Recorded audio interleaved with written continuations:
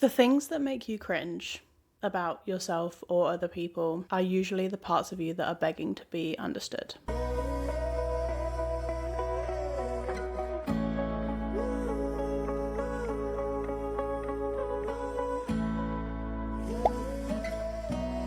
Hello everyone, welcome to your regularly scheduled self-reflection. I am Tash and this is Things We Say in Therapy, a place to feel seen, to learn some psychology and to self-reflect on some hard truths to improve your mental health. Before I get started, I'd just like to remind you to subscribe or follow the channel if you enjoy the topics that I talk about. I know that they can be really uncomfortable, but that is the point. I think discomfort is so necessary for growth and I would love for you to come along on this journey with me. You're safe here.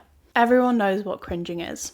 You remember that thing you said years ago where everyone looked at you like you were a freak or a weirdo, or you told a joke and no one laughed. You reread that text message that you sent to an ex that you wish you could legally erase from the world. You replay a conversation in your head and you think, why did I say it like that? Why did I make that weird noise when I laughed at what that person said?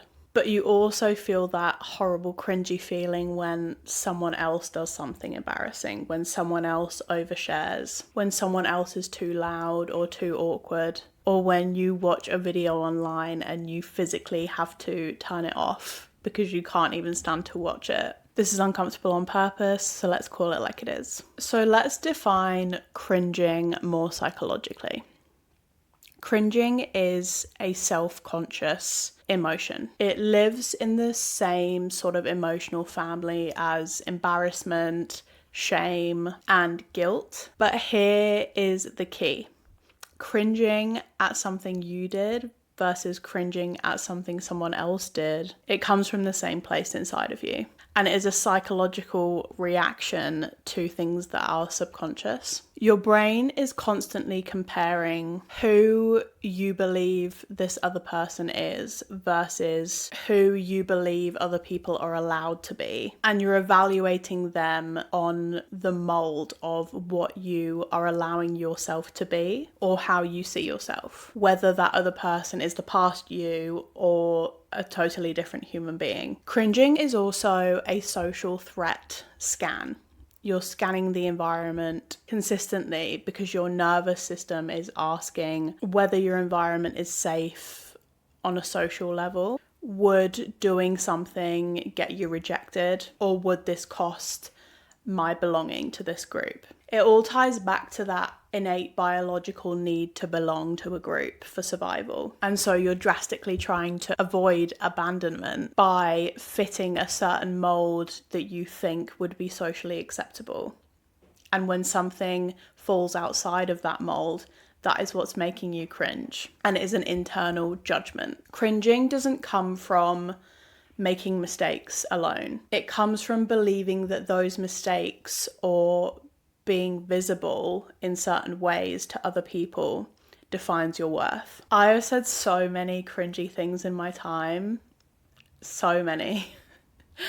I'm going to share one that still sticks with me. This happened back in high school when I was in probably year 11. I had a friend who would go to Catholic Mass. They were telling me that they had to go every Thursday to their Catholic Mass. And I hadn't been brought up Catholic, and I knew next to nothing about Christianity because my family are not very religious people.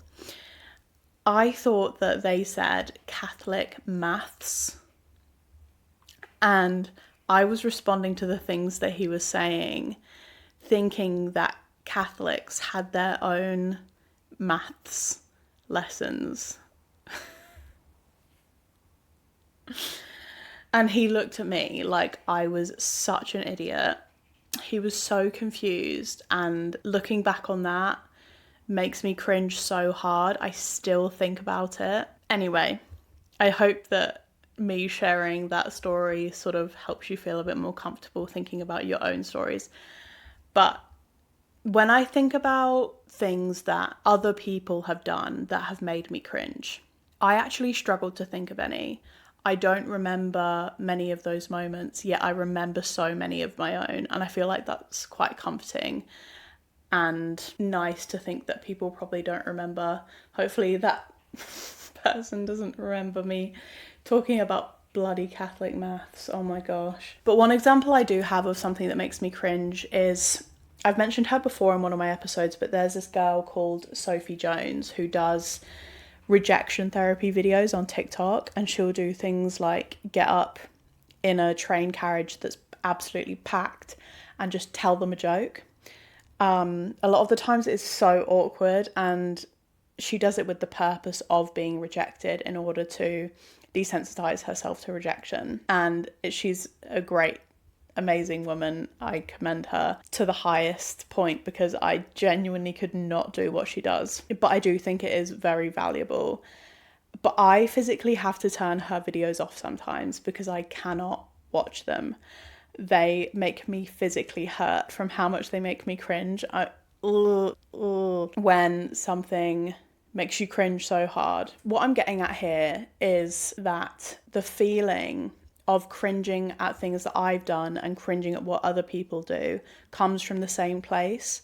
When I think about cringy things I have done, I get worried about what other people thought of me at the time, whether they would still like me or whether they would think that I was weirdo and reject me. But when I think about cringy things that other people do, it also makes me worry about what people think of them, because they are operating outside of that mold of rules that I have for myself that I stay within in order to not feel abandoned or rejected. And so that makes me cringe when other people do those things, because I worry about what people are going to think of them, and it's a reflection of what I think other people would think of me if I were to do what they were doing. Some people cringe more than others, and it's because they have a slightly different mental framework than other people. It's often the more judgmental people who are bigger cringers than others, because obviously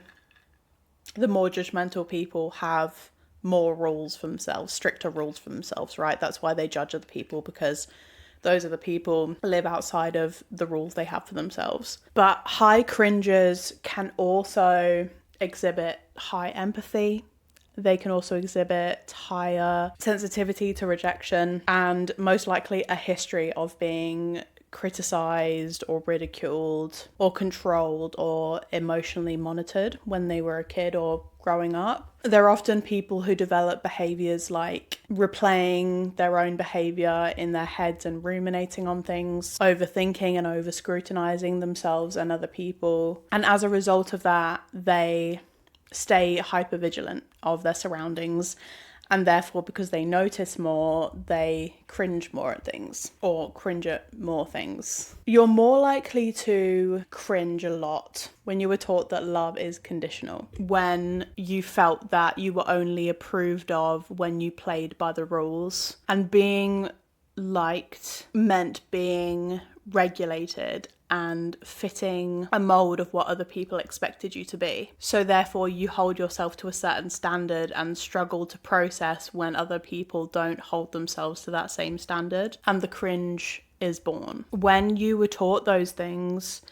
your nervous system learnt that if you misstep, if you make a mistake, deviate from that mold, you'll lose connection with people, you'll be abandoned, you won't be approved of, you won't be liked. And so when you cringe at others, you're thinking, if they misstepped, they're wrong, they're embarrassing, they're not a good person to be around, I need to distance myself. Makes you sort of not want to be around those people, right? But the truth is that if you cringe a lot at yourself, if you hold yourself to a really high standard and struggle to process it when you've been perceived as doing something embarrassing or whatever, it's because you were trained to police yourself and to police others as a result. I've actually learned a lot about myself whilst researching this topic. This relates so highly to the behaviour or habit of silently judging other people for the things that you secretly fear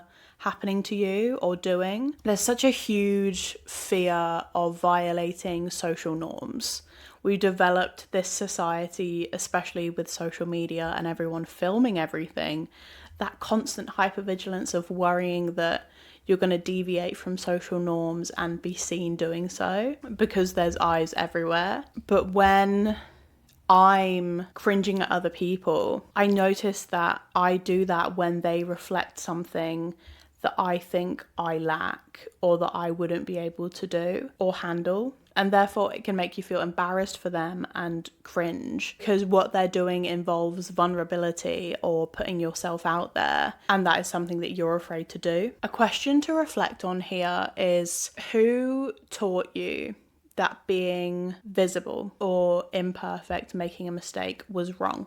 So let's move on to more specifically why cringing is a mirror, is a reflection of how you feel about yourself. We cringe the hardest at others for the things that we were told were wrong, things that we were told were too much, for the behaviours that we learned to suppress in order to be accepted. This applies to past you and to other people. So when someone makes you cringe for being loud, for being really emotional, for being unfiltered, for trying too hard, that was such a huge thing in school. Everyone made it so uncool to try really hard, and it made everyone cringe, and you had to look like you didn't really care in order to feel socially accepted. Like, I remember those people who would lie about doing their homework and stuff like that, and then they'd get to class and they'd end up getting like 100%, those sorts of things. That's what it caused. Anyway, when you're cringing, you're putting other people down in your mind in order to bring yourself up. The things I'm talking about aren't morally bankrupt things, not morally wrong things, not objectively bad things, just the forbidden things due to the unwritten social norms or the unwritten rules you have for yourself that you have set out for past you and others. Cringing is rarely about morality. It's usually about internalized rules. I also just want to clarify that cringing a lot or finding lots of things embarrassing or cringing a lot of the things that you've done in the past, it doesn't make you cruel or judgmental necessarily. It's just proof of something that you haven't acknowledged yet about yourself, a trauma, and it's a self-protection technique. So let's briefly walk through the shame loop. So as I said, cringing is heavily tied to deep shame. Whether it's about you or someone else, a memory or behaviour appears, your body reacts to it, you judge, and then you replay and you ruminate, and the shame tightens its grip. Your judgment comes from that feeling of shame. It's a deflection of the shame you feel about your past behaviours or of the shame you would feel if you did something that someone else has done that you find embarrassing. Your nervous system is essentially trying to avoid future rejection and maintain belonging. So in order to maintain that belonging, we get the shame loop, which is a self-punishment to make sure that you don't deviate outside of your internalized rules. So on the contrary, cringing can actually be useful sometimes. Sometimes you can cringe and it can signal that your values are changing or evolving, that you've got increased emotional awareness, or that there's a mismatch between old you and your current self and your coping mechanisms and the things you do. Like, I cringe a lot at how I used to cope and deal with my uncomfortable emotions.